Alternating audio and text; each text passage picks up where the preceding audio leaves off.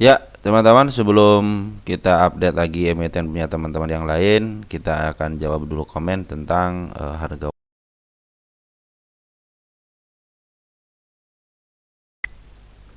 Nah, ini dari Yuda Pratama V4M ya. Harga wajar MMIX ya. MMIX itu kita sudah bahas kuartal keduanya ya. Nah, ini kuartal keduanya dia dalam posisi hanya PBP aja, teman-teman. Jadi kuartal tiganya kita cek nanti ya, kuartal tiganya apakah masih sama, masih belum ada perkembangan ya. Kita cek tanggal berapa sekarang, berarti tanggal 15 ya, 02 2025. Nah, untuk kemarin kan yang kuartal 2 nya itu dia tidak punya PR rasio, artinya dia dalam posisi rugi, teman-teman ya. Dalam posisi rugi ya, otomatis kalau rugi ya pasti EPS-nya negatif biasanya, teman-teman ya.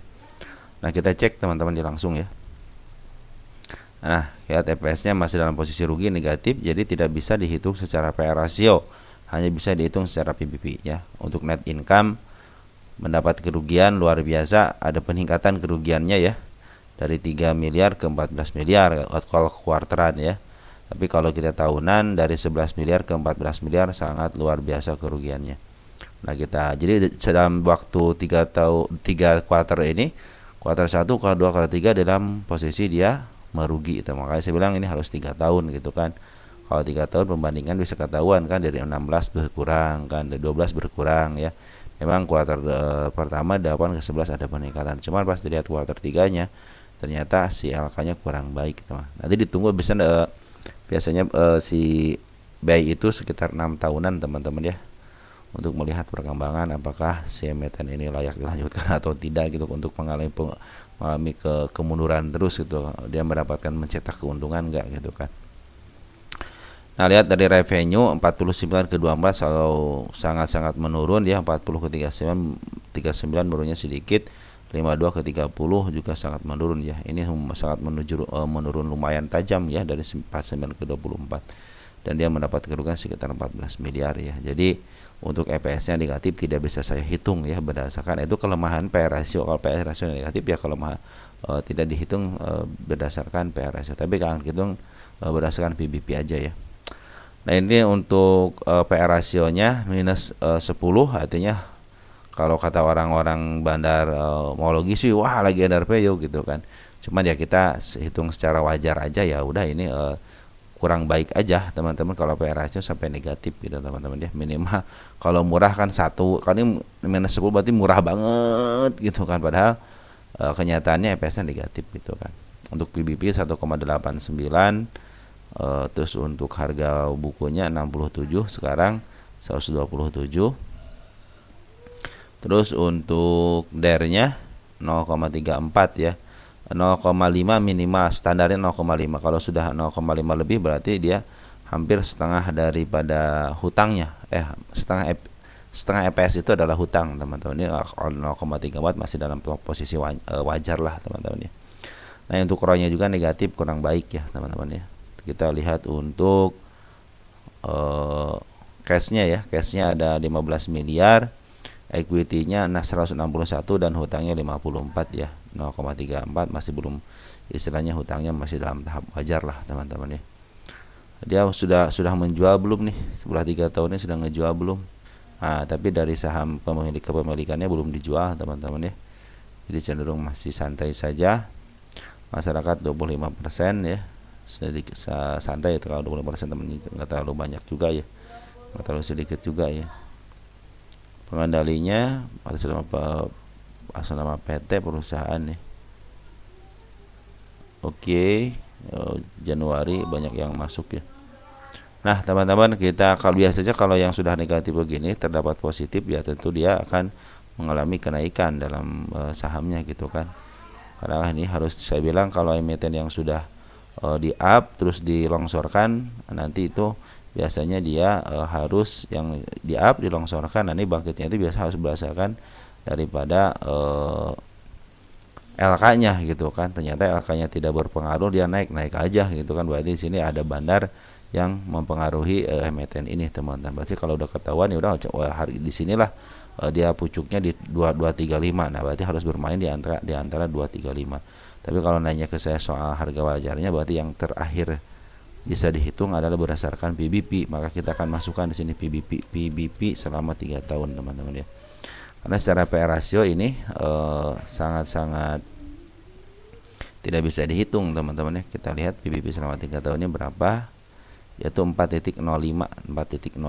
Nah, tinggal 4.05 dikali harga bukunya teman-teman. Ini harga bukunya nih.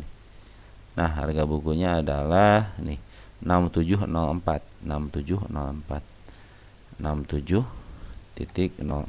teman-teman ya, sama dengan 271 teman-teman. Nah, kita akan kesiniin ya. Berapa tadi? 271. Mana di sini ya? 271. Nah, kita ganti di sini kuartal 3-nya 271. Ini kuartal 3 ya. Tanggal 15.08. Nah, oke teman-teman. Nah, seperti inilah teman-teman harga wajarnya. Jadi PBP-nya PE rasio kan nggak ada. Artinya kalau PE rasio nggak ada, ini harus ditulis PE rasio negatif nih. PE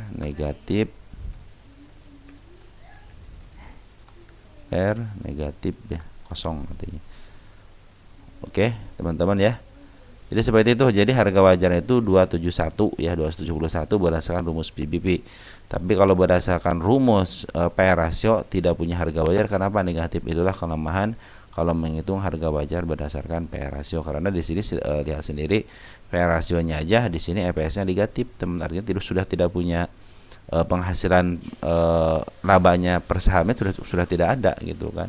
Kalau tahun kemarin sih masih mending gitu kan, ada 9 ada 6 gitu. Kalau ini sama sekali negatif. Jadi secara LK kurang baik. Nah, tunggu aja kuartal 4-nya teman-teman. Kalau kuartal 4-nya positif, nah biasanya suka naik tuh teman-teman ya.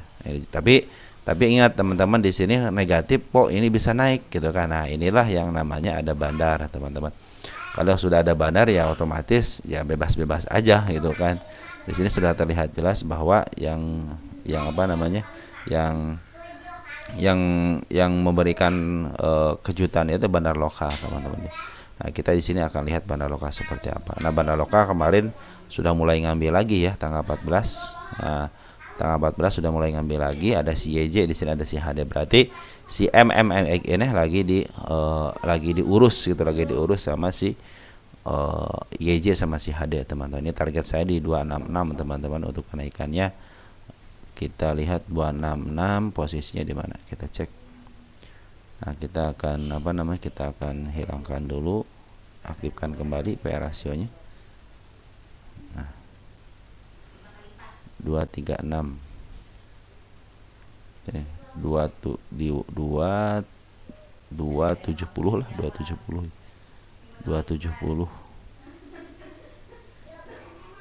Nah, di area sini teman-teman. Nih, nah.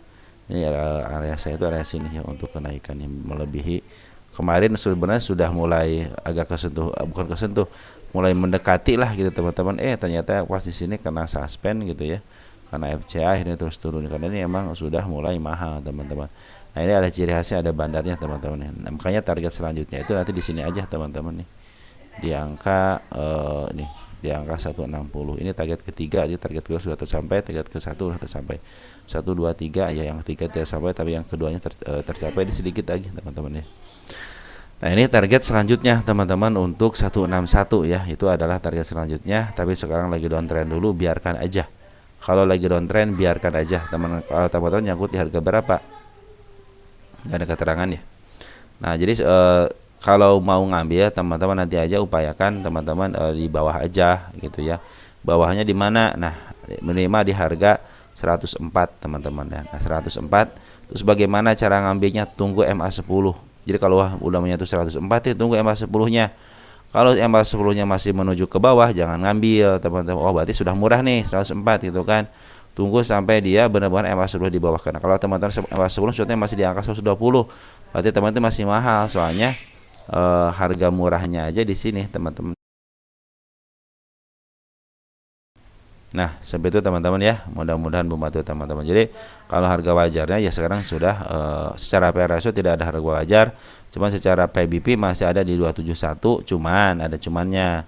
Dia tidak punya EPS, teman-teman ya, tidak punya EPS. Kalau EPS-nya sudah ada, biasanya suka naik, teman-teman, udah memberikan kejutan. Nah, ini mungkin ada nanti ada kenaikan sementara gitu ya, mungkin sebelum MA10 menyentuh keda biasanya ada kenaikan sementara. Target kenaikan sementara ada antara 137 sama di angka 161. Kalau sekarang bagaimana? Kalau sekarang lagi posisi downtrend, MA10 lagi menuju ke bawah. Nah, si Foreigner sudah mulai ngisi lagi, teman-teman. Foreigner sudah mulai ngisi lagi. Maaf di sini. Foreigner sudah mulai ngisi tapi ada pembuangan. Nah, hati-hati pembuangannya itu, teman-teman ya. Sebaran lokal sudah mulai ngambil lagi, maka ini manfaatin aja nanti untuk kenaikan sementara. Kalau untuk harga wajar sekarang kurang mumpuni lah, teman-teman, secara LK kurang mumpuni.